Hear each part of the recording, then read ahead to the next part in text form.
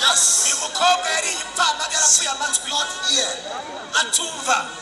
Is it true?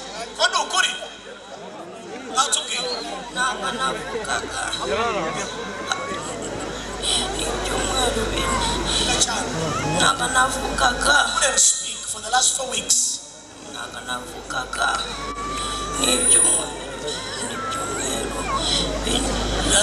For 4 weeks. My ears were totally deaf. And I also had back problems. Can you hear now? Can you hear?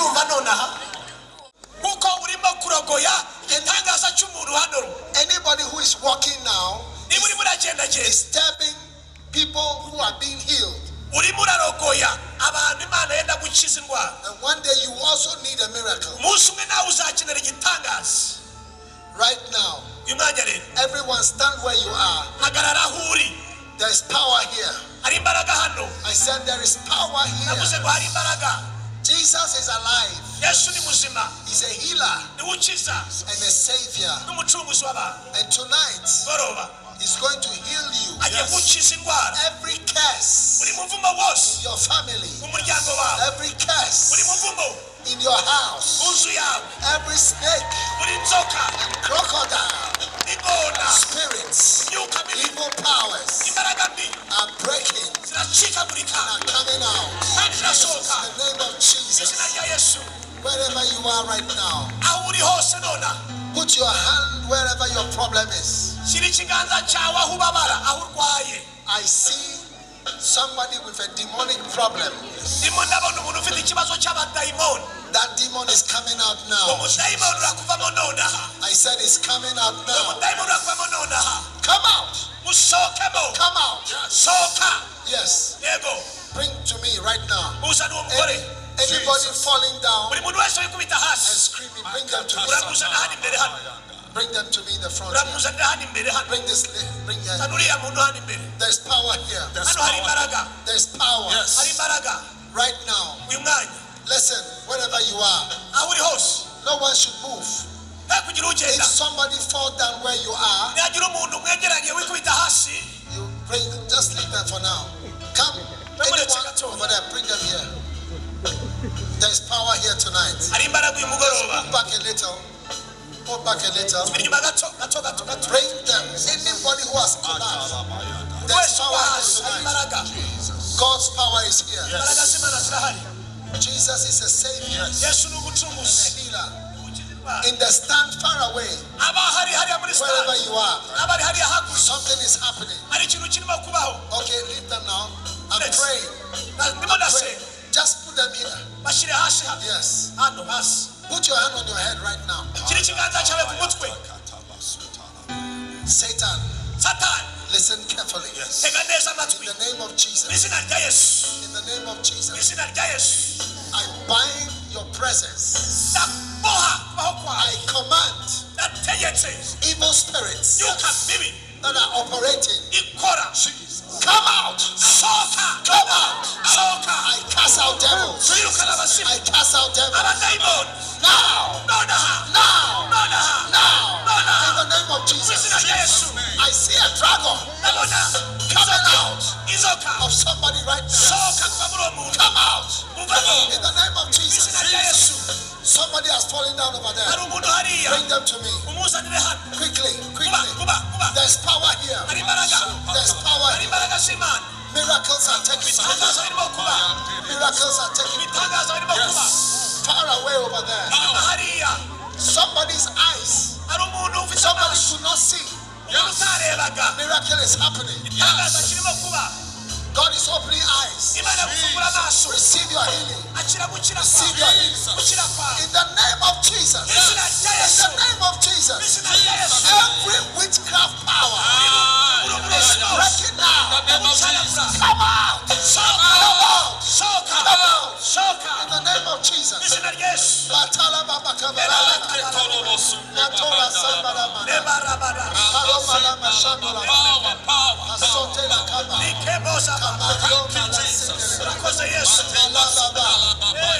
Yes.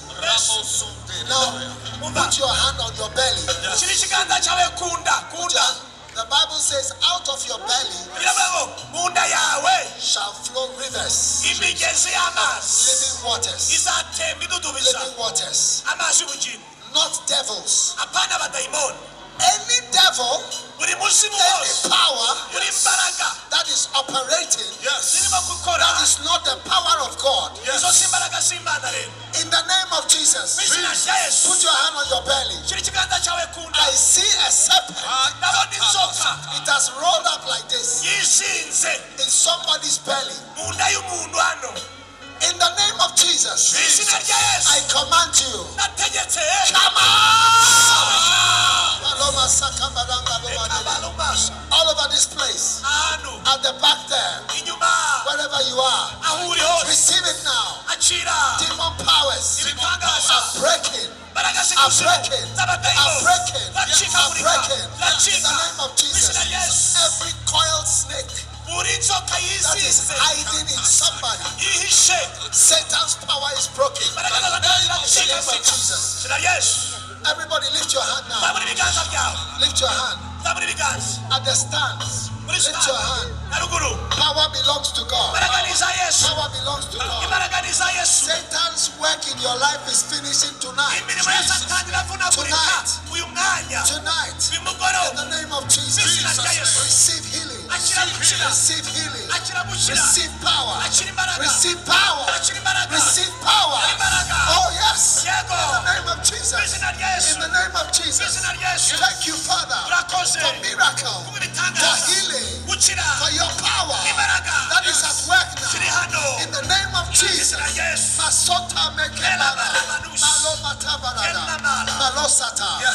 Anybody falling down anywhere, anyone anywhere, bring the person to me in the front here. Bring them here. Bring the person here. Something is happening. Something is happening. Father, thank you. Thank you. Thank you for miracles, for healings, deliverance. Deliverance. In the name of Jesus. In the name of Jesus.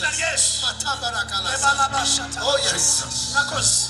Thank you for healing. Oh yes. Now, if you have a problem with your eyes, put your hand on your eyes. If you are anywhere your problem is, put your hand there. If it's your leg, put your hand there. And close your eyes right now. Father, thank you for miracles. Curses are breaking tonight. Healing is coming. Healing is coming. Right now. Right now. In the name of Jesus. Receive healing. Receive healing. Receive healing. Receive power. Receive healing. In the name of Jesus. Yes! It's happening right now.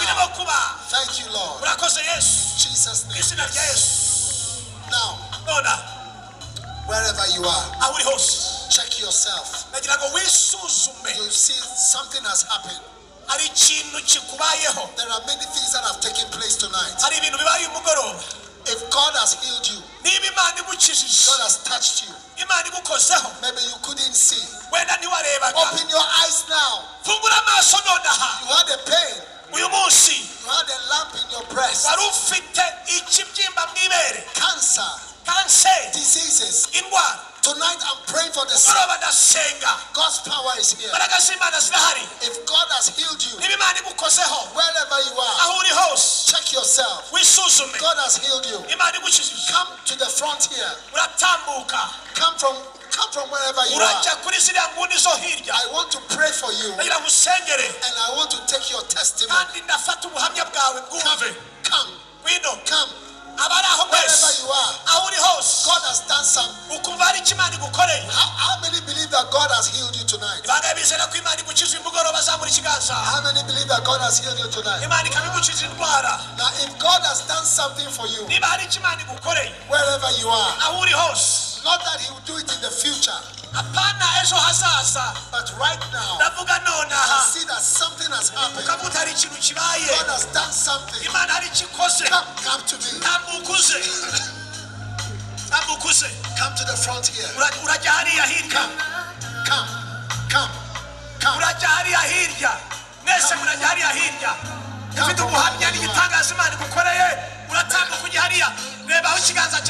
Yes. Many people have been healed tonight. If God has done something, come to the side here. God's power is moving in Muhanga. God's power is moving in Muhanga. Many people are being healed. You are one of those. The power of God is here. Power of God is here.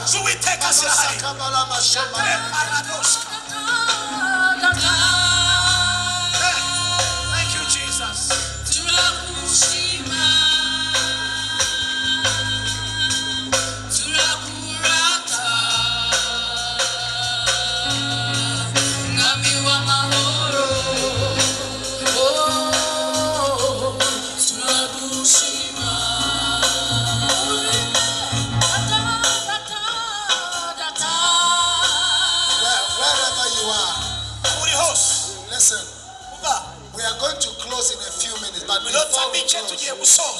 Tomorrow we continue in the evening. Also in the morning. But I want to take your testimonies and also pray for you. If God has touched you, come to the side here very quickly. We need pastors to help us with the translation. Many people have been healed. Look at this lady, she has been healed. Look at this lady, she's been healed. Somebody couldn't see. Your eyes are open tonight. God bless you. There is power here. Nobody should leave. We have not closed. We have not closed. We are closing in 5 minutes. Respect God.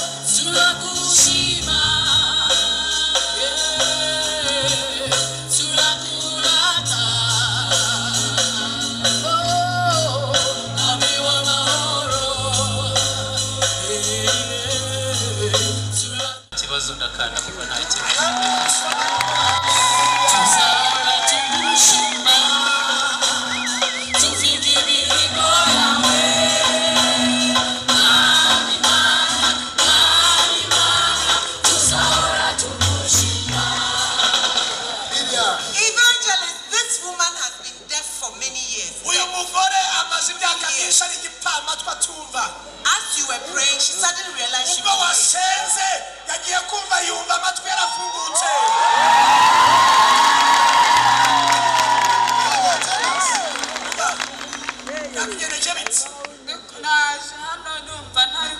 I came here and I couldn't hear.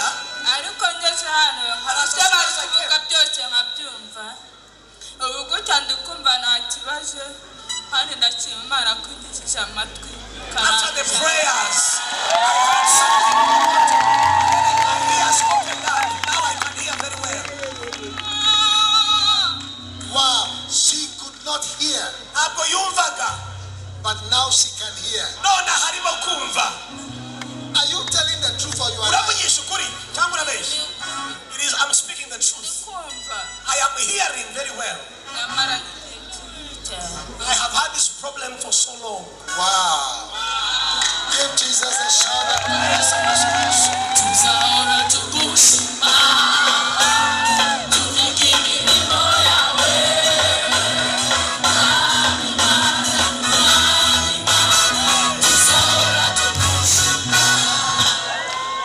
Listen, there is somebody who couldn't see. Who is that? Somebody was blind. Doctor, what is this? Evangelist, for the past 5 months, this lady has not been able to raise her hand like this. The hand has been by her side, but power entered her when you prayed, and now she can lift the hand.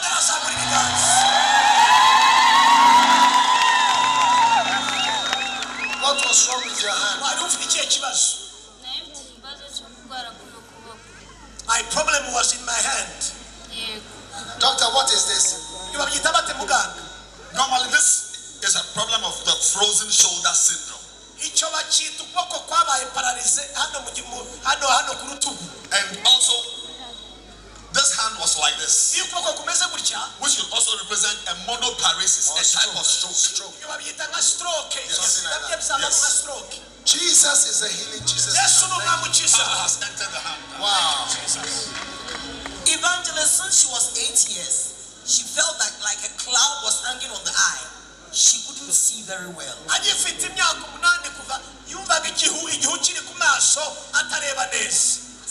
what has happened to her? Hallelujah! Hallelujah! Since I was young, I had eye problems. Ariko udashima Imana yuko ndi kurana kumva nta kibazo. Hallelujah. Hallelujah. I thank God for the miracles He's done for me. Wow. God is opening eyes tonight. Yes, Impumyi. Give the Lord a shout of praise.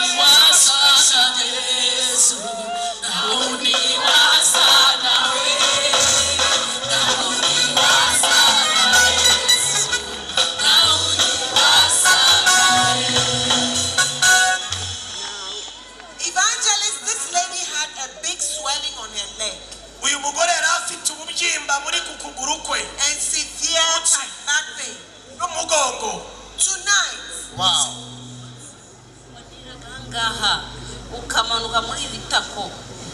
This section of her body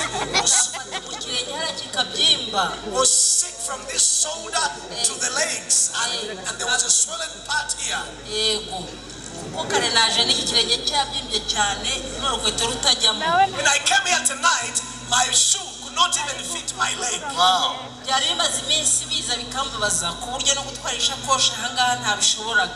couldn't even carry my bag on my shoulders.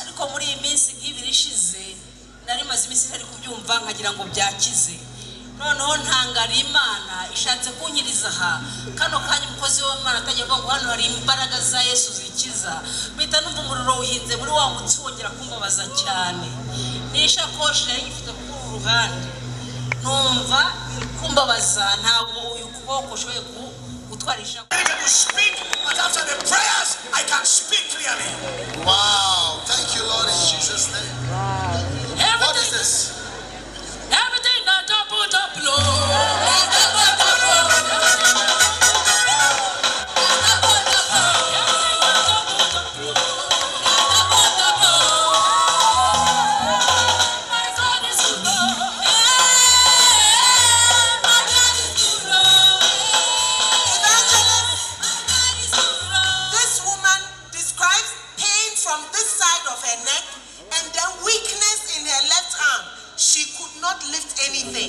Evangelist, after the prayer, the pain has disappeared and she lifted this chair.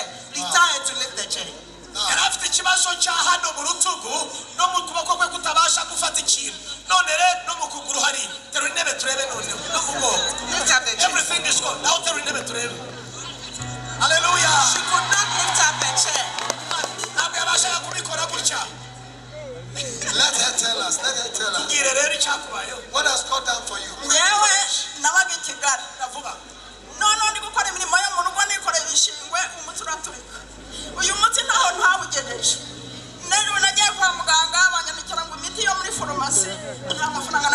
Oh yes.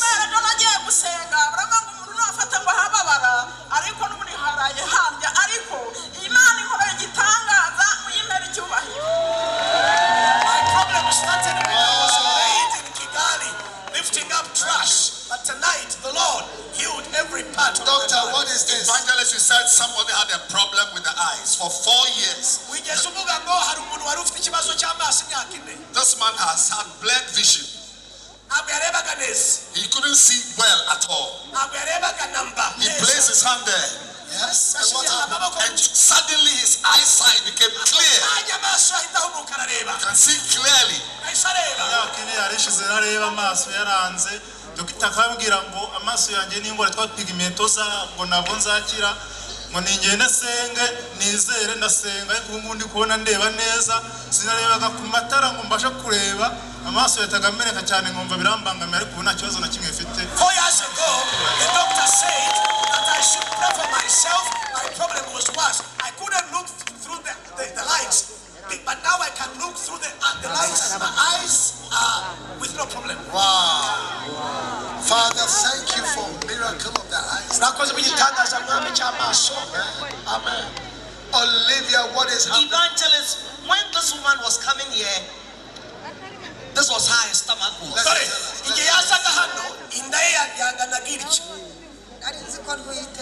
I thought I was pregnant.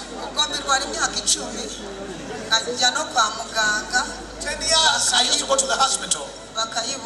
ngagumya nkaribwa ngagumya nkanywa n'ibintu by'ibyakatsi nkanga gukira ubwo ndavuga ati Mana jye n'ubinyiza ariko bikazamurana no mu mutwe ngahuma nkahita muma nkarwara umutwe cyane nkanywa imiti nkanga gukira ariko aka kanya nagumye nsanga Imana mbone ngeze Muhanga aka kanya rero muvuze ngo dusengere aho turwaye ndahafashe numva ikintu kiratubitse Something busted out. numva kiratubitse Something busted out of my belly. numva ndakize numva felt healed. numva mu maso ndahumutse Even my eyes also. Is the stomach gone?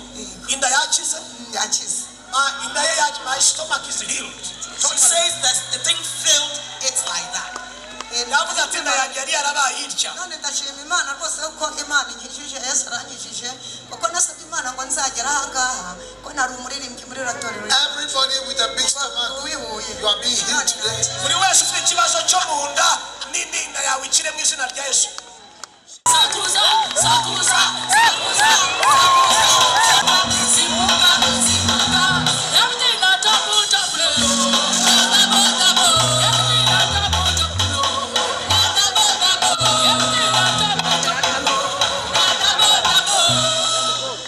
This girl was deaf. Yes. Umukobwa yari impamagara yapfuye amatwi. Not here. Atumva. Is it true? Ko ni ukuri? Natubwire. ntabwo navugaga ibyumweru bine ntabwo navugaga Couldn't speak for the last 4 weeks. ntabwo navugaga n'ibyumweru bine For 4 weeks. Amatwi yawe. n'amatwi ntabwo ayumvaga My ears were totally deaf. narwaye n'umugoroba I also had back problems. Can you hear now? Can you? Nimurumva nonaha?